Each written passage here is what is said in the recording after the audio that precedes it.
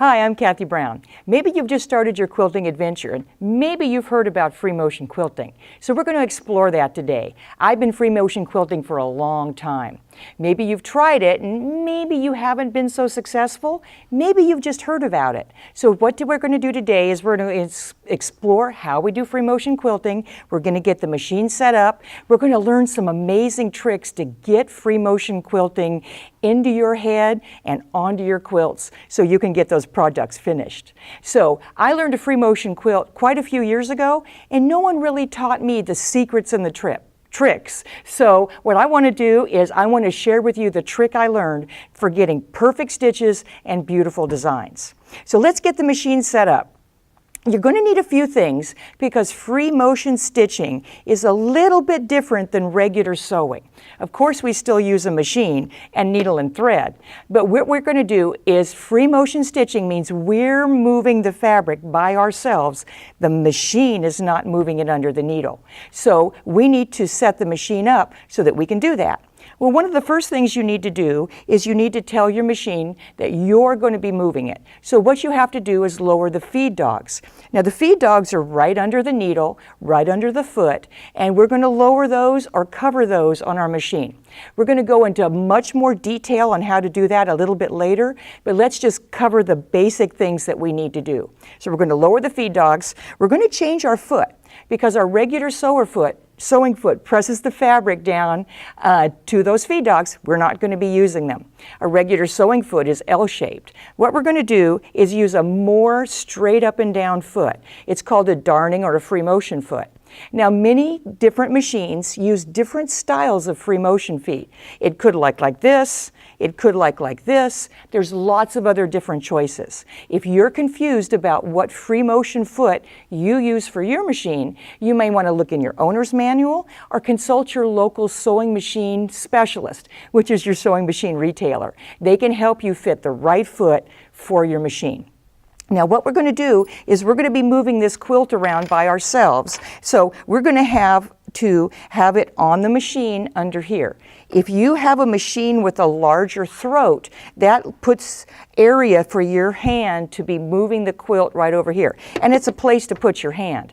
Well, if I have my other hand here, you can see it's going to kind of fall off. So one thing that you can add to your machine to give you space to the left of the needle is an extension table. Some machines come with it. For many machines, it's an optional purchase, and there's lots of choices available. So what you're going to do is find a table to fit on your machine. Now, what if your machine fits in a cabinet? That's great too. You just need space all around the needle to put your hands. Now, we've lowered the feed dogs. We're going to set up a foot on our machine that's special. We're giving our space all the way around. You're going to need a little quilt sandwich to play on. This is about maybe a little bigger than a placemat size, just a little practice quilt sandwich. Don't start on your official quilt because we're going to learn what we're doing before we put it on our regular project. You're also going to be moving the quilt around. So there's some things that might help you do that. I call them assistance devices. And just like there's many different feet that can fit your machine to do this technique, there's different assistance devices to help you. So you might want to use some gloves. Gloves give you traction on the fabric to help you move it. You might want to use a sewing ring. What it does is it fits on the fabric and gives you extra gripping power to move that project. So whatever you use, they're all good. It's your personal private choice. Maybe you use both. So once again, see your local sewing machine retailer or explore your choices that whatever you decide, it's going to work on your machine. Now get this machine set up. But first, let's talk about the two things in free motion stitching that we really have to accomplish. Well, we're going to be moving that fabric around, so we still want it to look like the machine moved it. So when I'm sewing, I'm going to put the fabric underneath the needle of the machine, lower the presser foot, and when I hit the power pedal, the machine's going to stitch and give me the number of stitches per inch that I've asked for. That's regular sewing. But when we're moving the fabric, we have to move the fabric at the rate of speed that matches the speed that the machine is stitching. Well, we have to figure out what that speed is. So if we are confused about what that speed might be, let's just ask the machine. The machine can tell us how fast to move the fabric. So on your machine, what you want to achieve is a consistent rate of speed so that you can judge how fast that fabric moves under the needle. Some machines have a lever on the top of the machine. It's called a speed control, and it limits the top speed of the machine. So on this machine, I'm going to lower that down just a little bit because she's kind of a racehorse, and I want to bring her down a little bit. So now, when I'm ready to sew on this machine, because I've lowered the speed, if I press the foot pedal all the way down, she's going to sew at a certain rate of speed, and I can judge that rate of speed. Now that I'm sewing, I see that's a little bit slow for me. It might be the good speed for you, but I'm going to give it a little bit more speed. Now I'm going to press my foot control all the way down, and I'm going to see how fast this machine stitches. You know what? I think I can live with that. If that's too fast for you, just slow it down. Now, if you don't have that fancy smancy speed control on the top of your machine, what you're going to have to do is control the speed with your foot. You can do it. You're just going to have to be consistent on the speed that you make the machine go. Why is that important? Well, we're going to move the fabric in a consistent speed in relationship to how fast we're making the machine go. So isn't it nice that this would be going at the same speed all the time so we don't have to judge and go fast and slow? So we're going to ask the machine how fast to make it move. So our job now, before we switch this machine over to free motion stitching, is I'm going to press the foot control all the way down, and I'm going to observe how fast the fabric moves under the needle. And she's going to tell me how fast to move it when I'm free motion quilting. Let's see what that looks like. So I have to move the fabric about this speed. And I'm going to be moving it all different directions. So I move it about this fast, but I got to go all different ways. My job is to keep the machine consistent so I can keep these motions consistent as well. We're going to talk about making the stitches in a pretty design in a little bit, but let's get the stitches a perfect length first. So let's switch this machine over and talk about what that entails. I'm going to take this out, and I'm going to lower my feed dogs. Remember, those are the little devices down underneath this presser foot that pulls the fabric through when the machine's sewing on its own. So I'm going to lower them down. Now, your machine may or may not be like this machine. Maybe you have more of an entry-level machine. An entry-level machine, what you sometimes have to do is there's a lever behind the needle, behind where the bobbin is. There's sometimes a lever here that you have to flip that lowers those feed dogs. So if you have an entry-level machine, that's the first place to look. In some machines, it's right here by the front-loading bobbin. If your machine doesn't have either of those, maybe you have a fancy electronic machine. And on this machine, all I have to do is press a button and it lowers those feed dogs. Now, if you can't find any of those places, you can look in your owner's manual, you can check with the retailer where you purchased your machine, or maybe your machine doesn't automatically lower the feed dogs. Some don't. Some older machines don't. So in that case, what we're going to do is cover the feed dogs if the machine came with a cover. But the worst case scenario is we can't lower our feed dogs, we can't cover them. What you're going to do is set your stitch length, which is how fast the machine pulls the fabric through, to 0. That means those feed dogs aren't going like this. They may be going up and down, but they're not pulling. So the very least case scenario is we're going to set the stitch length to 0. On this machine, I've pressed the button and those feed dogs have automatically lowered.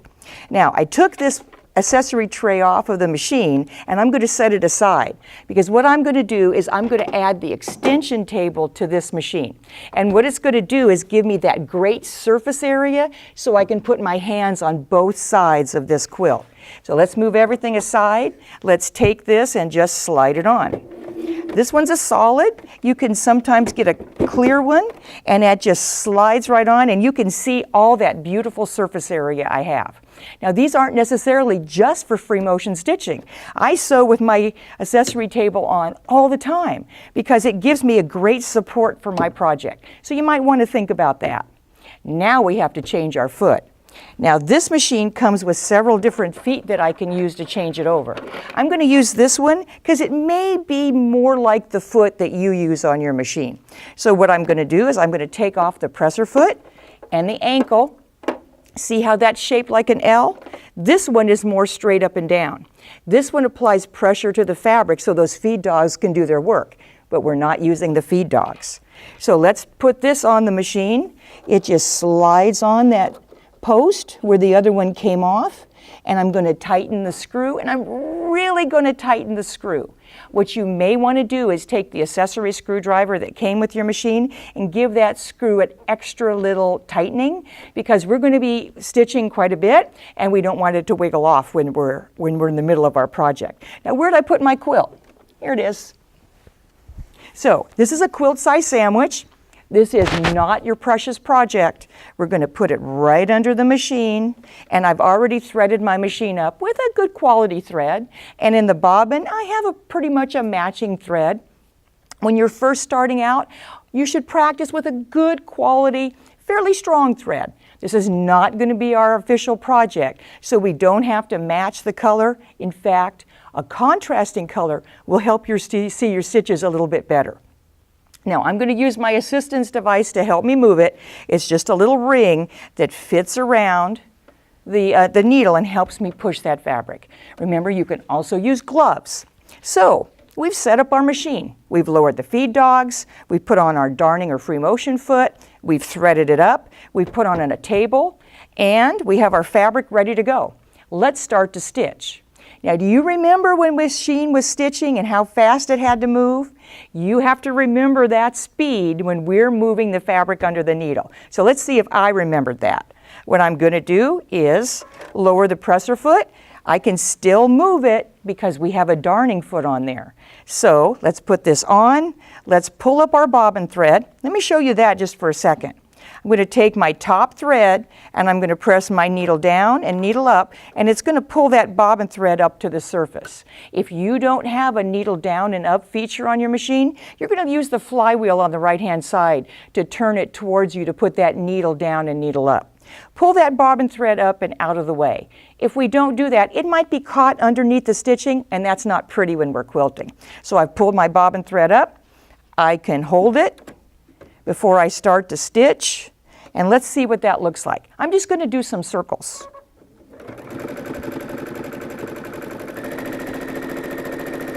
Now remember the concept. We're going to try to get our stitches evenly spaced and all the same size, and we want it to look like the machine stitched it. So I'm trying to remember how fast that fabric came through when it was pulling the fabric through.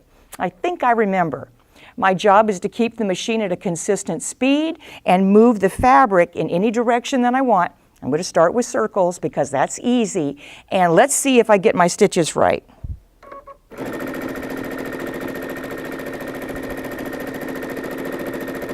That looks good. Now, here's the best part of the whole video. Here's the trick to helping you get even stitches. And it's very simple. It's the way you move your fabric. When you move your fabric, what you want to do is have your hands on either side of it, and you want to move it evenly and consistently without twisting the fabric. Well, that sounds kind of counterintuitive to what we've done. When we sew with the feed dogs up, if we want to go around in a circle, we're having to push the fabric around. But now we can move it any direction that we want. So what we want to do is move the fabric around without twisting. And if you can see this little assistance device I have, if you notice when I'm moving the fabric, it's not going to twist like this. So let me show you what that looks like again.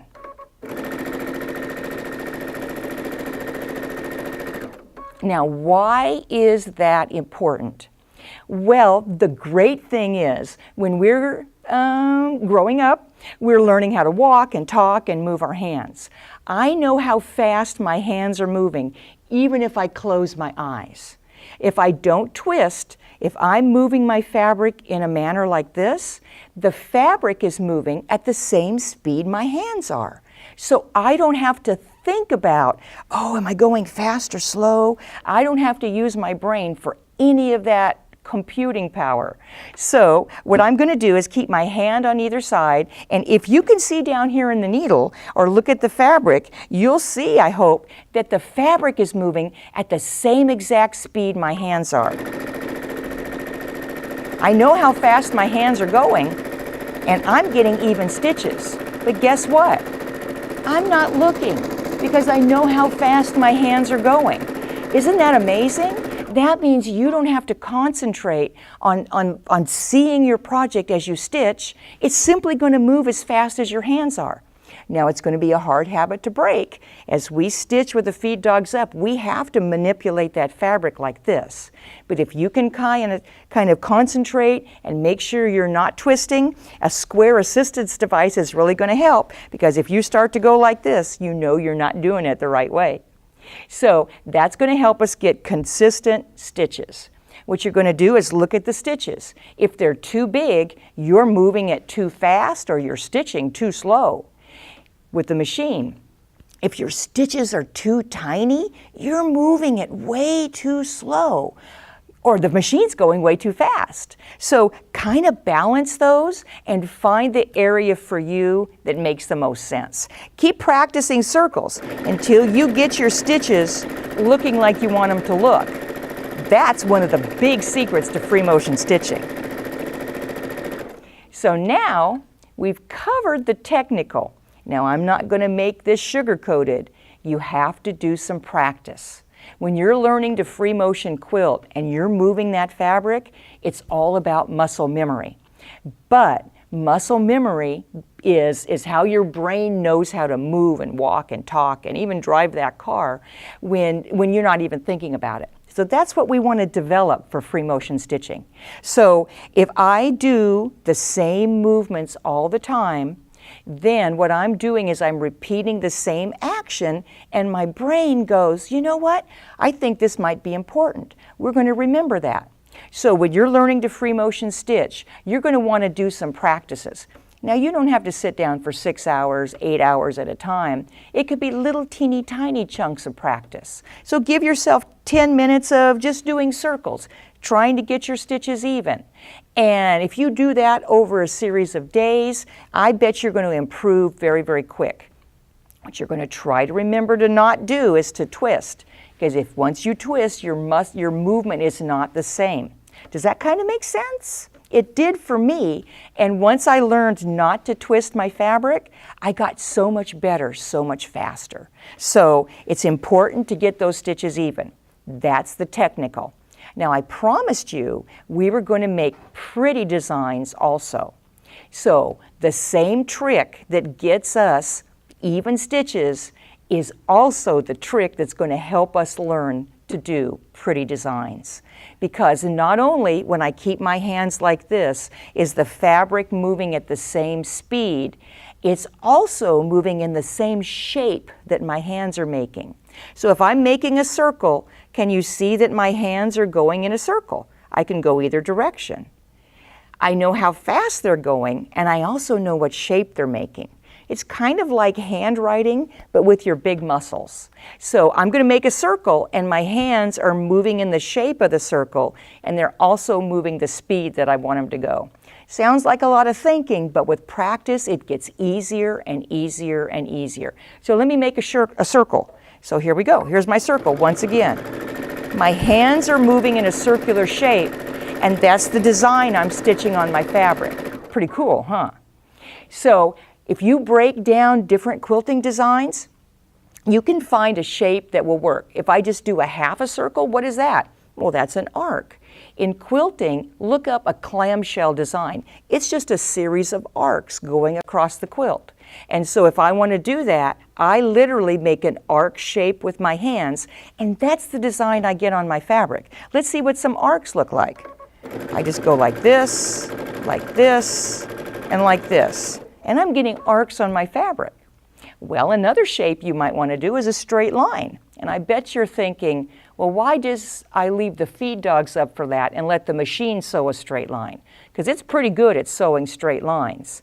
Well, it is, but it's really only good at going forward and backward at straight lines. I might want to go sideways with a straight line. This is free motion stitching. I can go any direction I want. So let's do a straight line going to the left. I just pull my fabric off to the left. Let's do a 45-degree angle. Now notice something. I'm stitching these designs and I'm not watching my fabric. Why? Because I'm not twisting. I know the shape my hands are making and I know the speed my hands are going. That really frees you up to let your creativity explode. So we've made some circles, we've made some arcs, we've made some straight lines. I think maybe we have just about whatever we need to start to put some shapes together. Now you might explore some other shapes. You might put a couple of those together to create a design. For any design that you want to stitch on your quilt, look at those shapes. Find out what shapes we would put together to create that design. You may want to practice those individual shapes and then practice putting them together. If you stitch on a practice piece, I bet you're going to get pretty good pretty fast, and then you're going to be stitching on your real project. So put a quilt together, do the piecing part. If you want to put a fancy design on there, make a practice sandwich, practice some free motion stitching. Now your first project, it may not be as beautiful as you really want it to be, but by the time you get to that maybe third or fourth quilt, I bet the Smithsonian's going to call and they're going to want to put that in their collection. So practice, get some muscle memory going. What's the first and most important thing you want to do is remember not to twist. When you're moving the fabric, keep your hands even on both sides. Not only will you get even stitches, but you're going to get the same design that your hands make. I hope you enjoyed watching this, and I hope you're going to go out and just give free motion stitching a try. It's not going to be pretty on the first try, but I bet you're really going to enjoy it, and I bet you're probably going to just use piecing the quilt together as an excuse to get to free motion stitching. Thank you so much for watching. I really enjoyed sharing this information with you, and I hope to see you again on more classes. Thanks a lot.